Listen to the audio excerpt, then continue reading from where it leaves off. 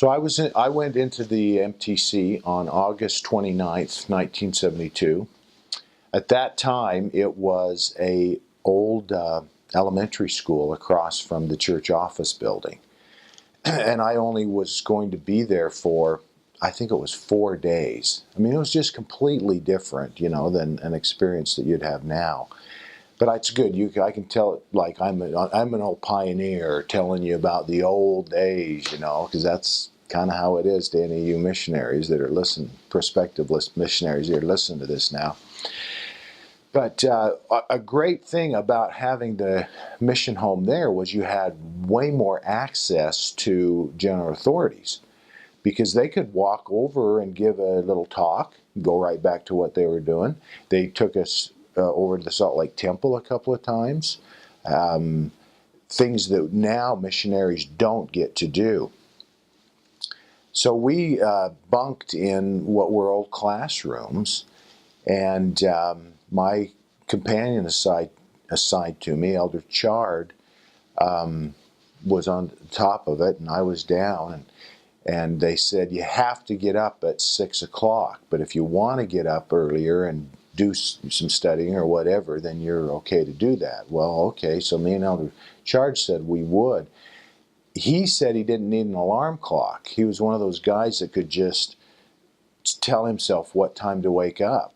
And man, that is imprinted in my brain, is laying there at 5:30, and then his head dropping down underneath the bottom of the bunk. Elder Christensen, it's 5:30, time to get up.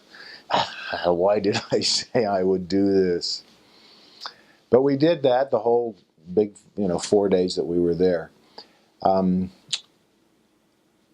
We had one kind of a devotional thing in the temple where we were spoken to by L. Ray Christiansen, and he had another general authority supervising who was with him, was Gordon B. Hinckley, who at the time was probably, a junior apostle,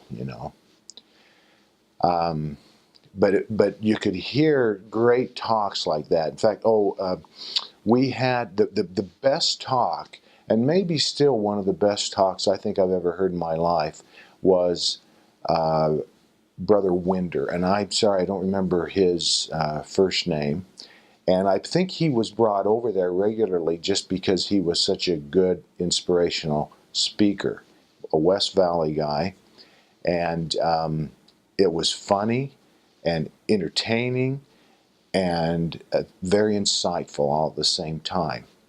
And I've thought of that many times as I'm a speaker and I go out and do different events and so forth, of trying to capture some of those things that Brother Winder did, that they imprinted on my 19-year-old brain. I just was really impressed with him.